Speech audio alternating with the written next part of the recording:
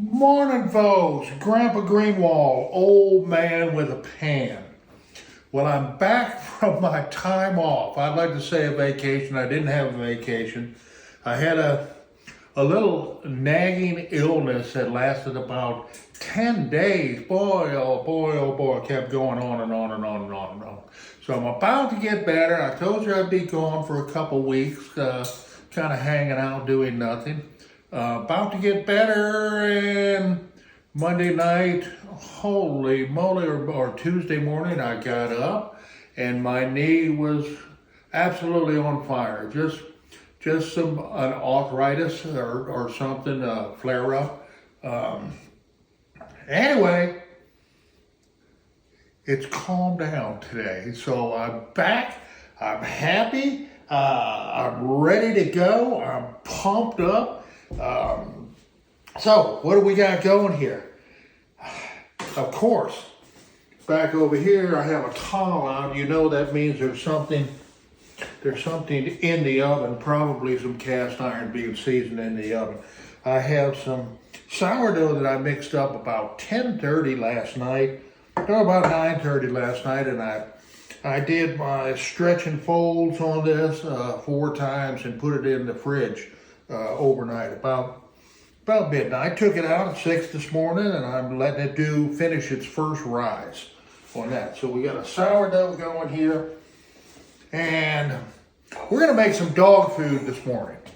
How about that? A different type of dog food, along with the old man stuff. I have an older dog here, and she's been a little bit puny also. So we started making some new dog food.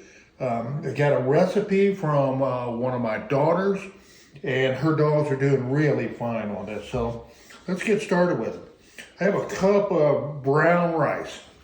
Brown rice that I cooked this morning. Let's get that baby in there. So what we were feeding her a Costco blend, a senior blend, which is fine dog food. There's nothing wrong with dog food. It has glucosamine and minerals and vitamins and things like that in it. But anyway, she seems to be preferring a different type of food. So we came up, or Samantha gave me this recipe with the brown rice. So a cup of brown rice. And I cooked this morning in the flat bottom kettle. I cooked a pound of ground meat and a pound of ground turkey. So I'm gonna go ahead and add some of that in there for some flavoring. And the brown rice itself carries a little bit of flavor by itself, so don't want to make it solid meat, and I don't want to force her to eat the rice just because she wants to get the meat out. So what I'll do, I'll save some rice. I'll put a little bit more, but we'll save some meat out that we can add on the side, so she can eat that. She can eat that separate. So we got brown rice, ground meat. Oh, by the way, that was a fatty ground meat. I drained it. I let it, dumped it in the colander and let it drain. So we pulled the majority of the fat off. Well, it's still got some good flavor in it.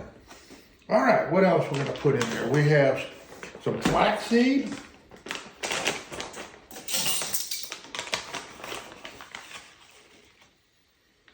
I got a heaping tablespoon. I'll put a baby tablespoon in there of the flaxseed. And I'm also, you all know that chia seed is high protein. So we're going to dump some chia seed in there, and dogs can kind of have unlimited chia seed. Well, not unlimited, but put a couple of tablespoons of the chia seed. What do you think? What do you think? It's getting there? Look like something your dog might eat? Okay. So So we got the chia seed, the flax seed, the ground meat, the ground turkey. I did say that I cooked a pound of ground turkey with a pound of ground meat. All right, we got that done. And leftover from a batch that I made the other day. And it's preferably maybe to use fresh vegetables rather than canned vegetables. But canned is what I had. I rinsed these several times and used them the other day. I have about a half a can of green beans left. We'll do green beans. If there's a little bit of juice, that's fine. We need a little bit more moisture. And also I have a partial can of carrots. And if not, now these are both been rinsed. If nothing else, the rinsed canned vegetables bring a little bit of salt,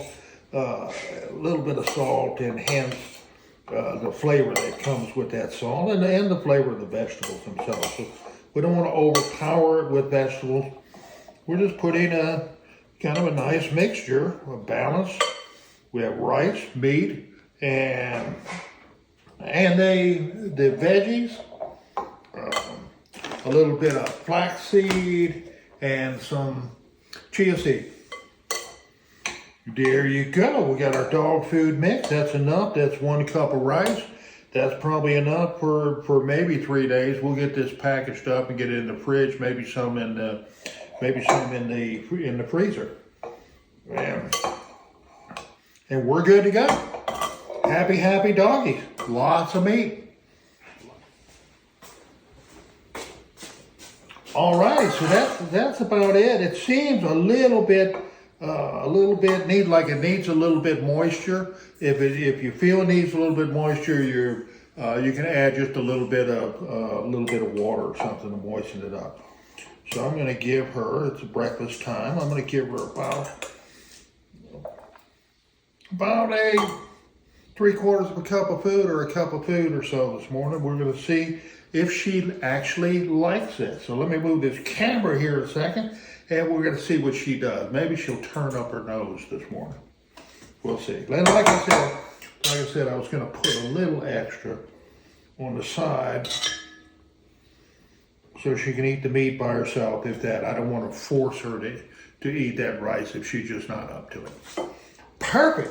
Well, that's our recipe of today is homemade dog food with brown rice and ground meat and ground turkey and veggies, a little bit of flax and a little bit of chia. Thanks for coming by, folks. We'll do it again soon. All right, Tati, ready for your food? Come and get the food. Come on. You can get under that cord. Come on.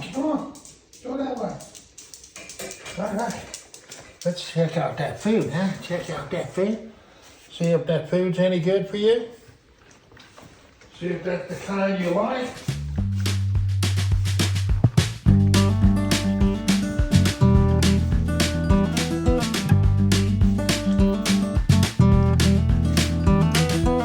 What are you doing? Yummy, getting my tummy?